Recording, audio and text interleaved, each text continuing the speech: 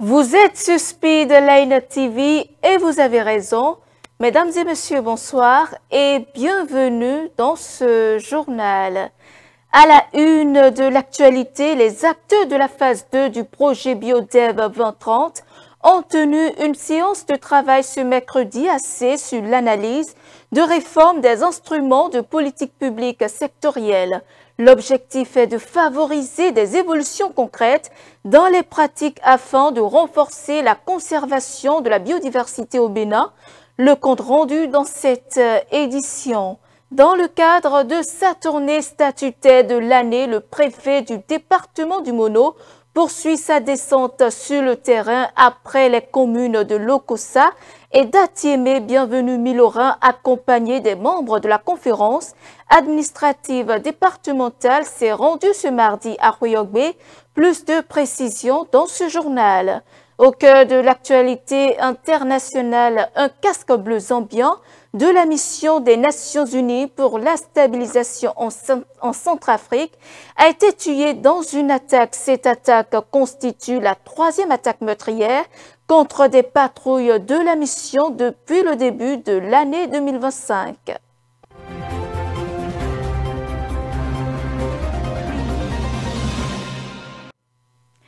À nouveau, bonsoir. Les acteurs impliqués dans le projet BioDev 2030, phase 2, ont ouvert ce mercredi à Cotonou une séance de travail, ceci pour identifier et analyser des éléments de réforme des instruments de politique publique sectorielle afin d'appuyer les changements de pratiques pour une meilleure conservation de la biodiversité au Bénin. La séance a connu la présence de plusieurs experts, dont l'honorable Arifari Bako et l'ancien ministre de l'Agriculture, Azizou El Hadj Issa, suivant les propos du coordonnateur du projet.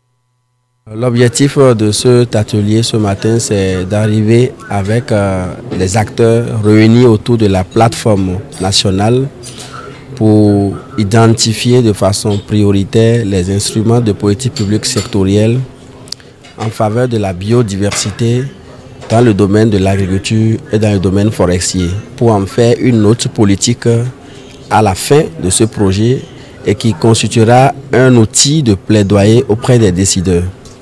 L'approche de BioDev a permis de générer des données probantes. Lors de la première phase, les résultats du diagnostic sur les menaces par rapport à la biodiversité avec les secteurs prioritaires qui font pression sur la biodiversité, ont montré que principalement le secteur de l'agriculture, le secteur forestier affecte négativement la biodiversité. Donc, en commun accord avec les acteurs, il est important que nous définissions ensemble les actions prioritaires qui vont dans le sens de la réduction de la perte de la biodiversité, et également identifier les instruments de politique publique sectorielle qui façonnent ces pratiques productives pour que la biodiversité puisse être véritablement intégrée dans ces instruments de politique publique sectorielle, et également aussi arriver à s'aligner sur les objectifs nationaux en matière de la conservation de la biodiversité et répondre également aux attentes, aux objectifs de l'accord de Cominges-Montréal. Au cours de cet atelier, il y aura des travaux de groupe qui vont être, disons, constitués. Nous aurons quatre groupes. Un groupe ou deux groupes par secteur ou domaine d'activité. Le domaine de l'agriculture, le domaine du domaine forestier. Alors, à l'intérieur de ces groupes, nous allons nourrir les discussions avec les outils de travail, notamment les fiches d'analyse des instruments de politique publique sectorielle. Nous allons également introduire dans ces groupes la fiche Altaï.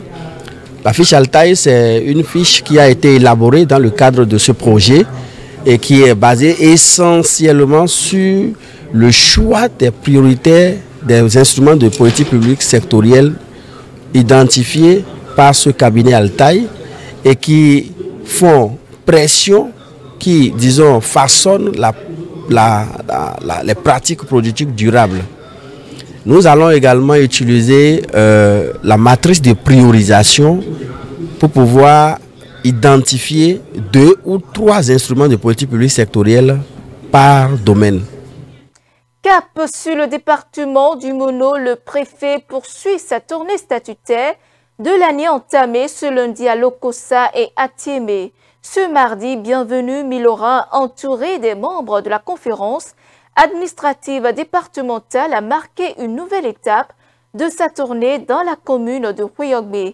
C'est la maison des jeunes de la localité qui a accueilli cette rencontre. Cette visite a permis au préfet et à sa délégation d'évaluer la gestion communale et de mieux comprendre le fonctionnement des structures locales engagées dans le développement à la base.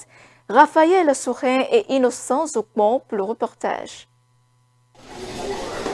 Après Lokossa et Atiémé, le préfet du département du Mono est descendu ce mardi 24 juin 2025 dans la commune de Houéogbe.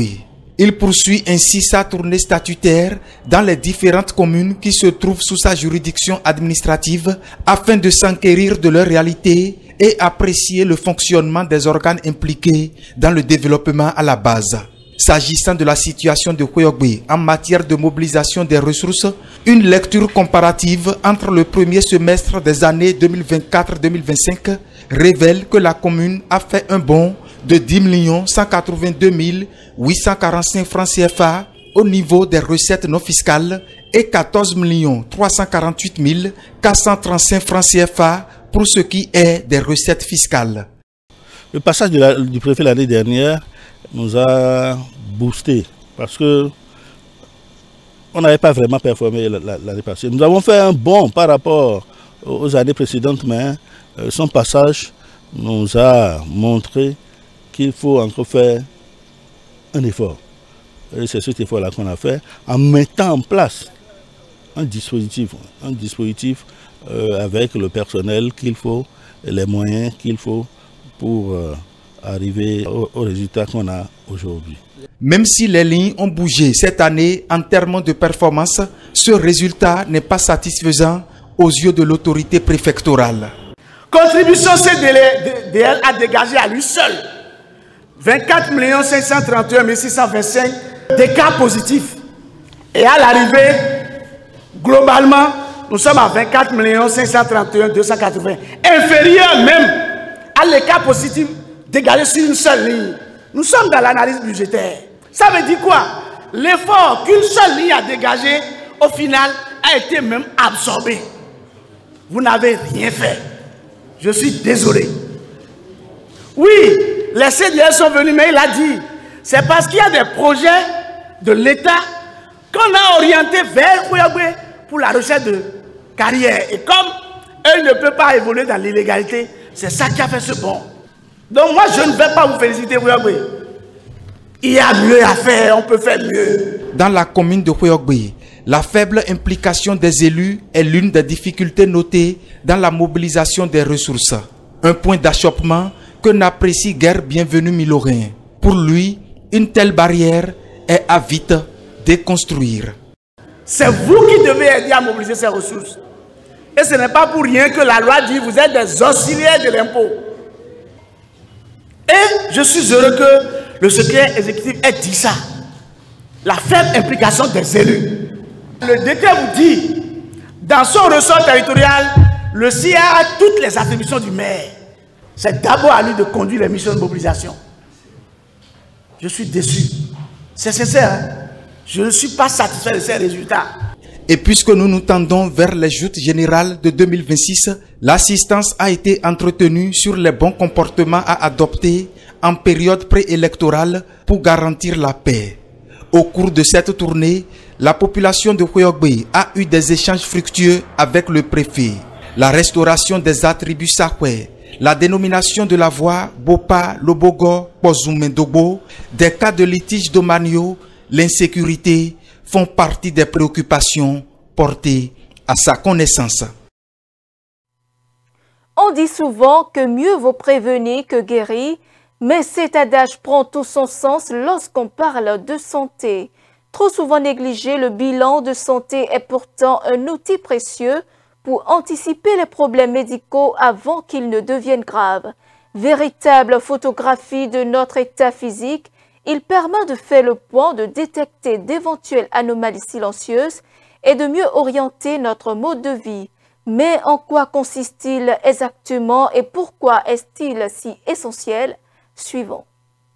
Un bilan de santé, c'est se considérer, c'est prendre soin de soi-même, c'est quelque chose de très important puisque au bout du compte, même si c'est parfois une piqûre, on se fait quand même plaisir dans le sens qu'on se conforte dans l'idée qu'on est en bonne santé.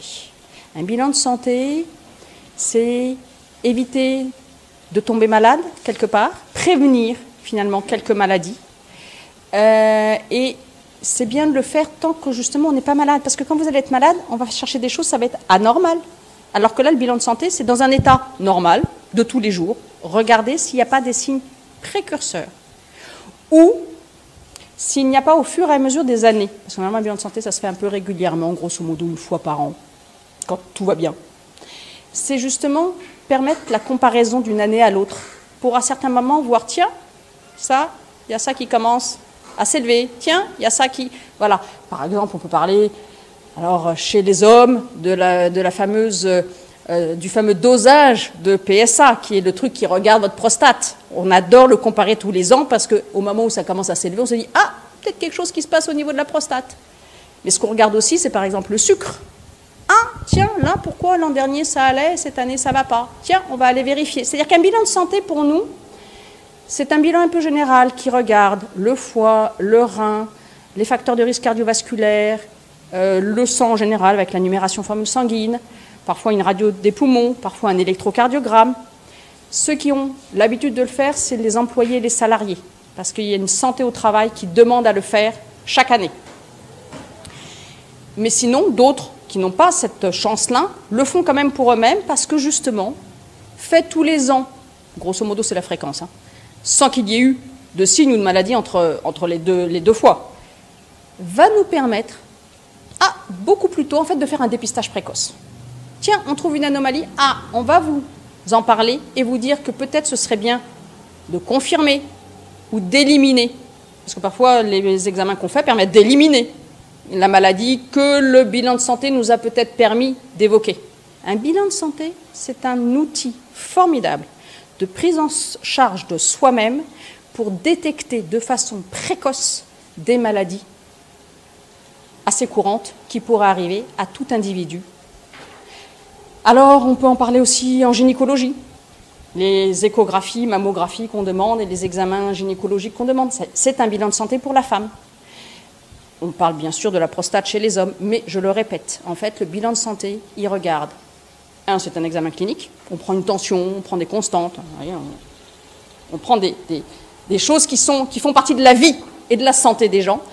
On ajoute souvent des examens complémentaires, parmi lesquels une prise de sang. Ouais, c'est pas marrant la prise de sang, je l'accorde, mais une fois de plus, foie, rein, facteurs de risque cardiovasculaire, donc tout ce qui est les dyslipidémies, les problèmes de cholestérol, qui sont des maladies en fait qui ne font pas de bruit, qui quand elles s'installent, on ne s'en rend pas compte. Et c'est donc simplement la vérification et la comparaison d'une année à l'autre qui vont nous faire dire de temps en temps « Ah, il se passe quelque chose, je vais explorer ». Place à l'inter-actualité, confrontée à une recrudescence inquiétante de fièvre aphteuse, l'Afrique du Sud a lancé une campagne de vaccination pour tenter de contenir cette maladie virale extrêmement contagieuse. Affectant principalement les bovins et porcins, cette épidémie menace la stabilité d'un secteur agricole stratégique pour l'économie nationale. Selon les autorités sud-africaines, plusieurs provinces ont enregistré une hausse alarmante des foyers infectieux poussant le gouvernement à activer un plan d'urgence sanitaire. Le reportage.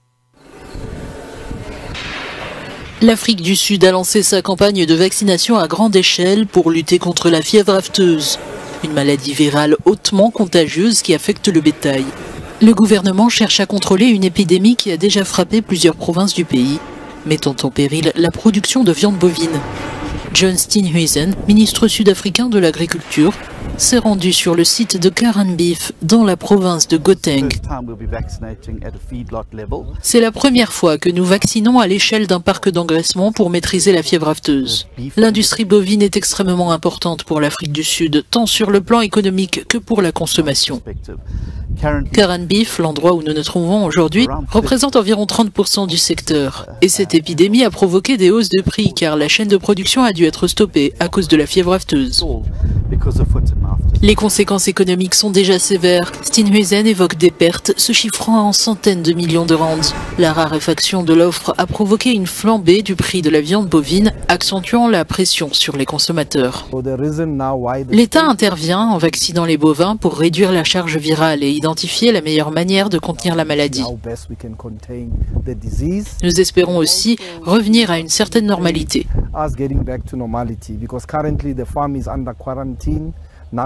Actuellement, la ferme est en quarantaine, rien ne peut y entrer, rien ne peut en sortir. Des bovins prêts à l'abattage sont bloqués à cause de l'épidémie.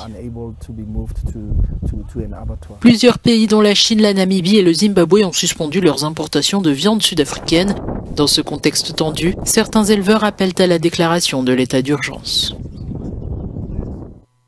Au moins 120 enfants ont été enlevés depuis le début de l'année dans la province de Cabo Delgado au nord du Mozambique par un groupe armé lié à l'organisation État islamique, a alerté ce mardi Human Rights Watch. Selon l'ONG, ces insurgés ciblent spécifiquement les mineurs pour les soumettre au travail forcé, au mariage forcé, au transport de marchandises pillées ou encore pour les utiliser comme combattants. Suivons. Au nord du Mozambique, un groupe armé affilié à l'État islamique a intensifié les enlèvements d'enfants, les contraignant à devenir combattants, à effectuer des travaux forcés ou à subir des mariages forcés, a alerté l'ONG Human Rights Watch dans un communiqué publié ce mardi. Ces derniers jours, au moins 120 enfants ont été enlevés. Human Rights Watch dénonce une résurgence particulièrement préoccupante de ces exactions qu'elle qualifie de crimes de guerre. Depuis 2017, l'insurrection islamiste dans cette région a fait près de 6000 morts, dont 2500 civils, et provoqué le déplacement de plus de 1,3 million de personnes. Si la province de Cabo Delgado est riche en gaz, elle demeure marginalisée, minée par la violence chronique, les chocs climatiques et l'érosion de l'aide internationale, affaiblie notamment par les coupes budgétaires de ces dernières années. Malgré l'appui de troupes régionales venues du Rwanda ou d'Afrique du Sud, les autorités mozambicaines peinent à endiguer l'insécurité croissante. L'UNICEF et le Conseil norvégien pour les réfugiés qualifient la situation de crise négligée, dénonçant une tragédie silencieuse dans laquelle les enfants demeurent les premières victimes. Un soldat zambien de la mission de l'ONU en Centrafrique a été tué le vendredi dernier lors d'une attaque armée dans le nord-est du pays, a annoncé l'organisation dans un communiqué. Cette agression s'inscrit dans une série de violences visant les casques bleus depuis le début de l'année. Le reportage. La mort d'un casque bleu zambien en République centrafricaine vendredi. Stephen Muluko Sachakoma, 33 ans, a perdu la vie lors de l'attaque d'une patrouille de la MINUSCA, la mission de maintien de la paix de l'ONU en Centrafrique, par un groupe armé soudanais. Selon l'annonce faite mardi par les Nations Unies, l'incident s'est déroulé près de la frontière nord avec le Soudan, dans le village d'Omsisia 1. Un autre casque bleu a été blessé lors de cette même attaque. Le gouvernement zambien exige que les responsables soient traduits en justice conformément au droit international. C'est la troisième attaque dirigée cette année contre les casques bleus en République centrafricaine, de quoi susciter l'inquiétude du Conseil de sécurité de l'ONU. La crise sécuritaire qui a débuté en 2013 en Centrafrique a nécessité la mise en place de la mission de maintien de la paix de l'ONU dans le pays.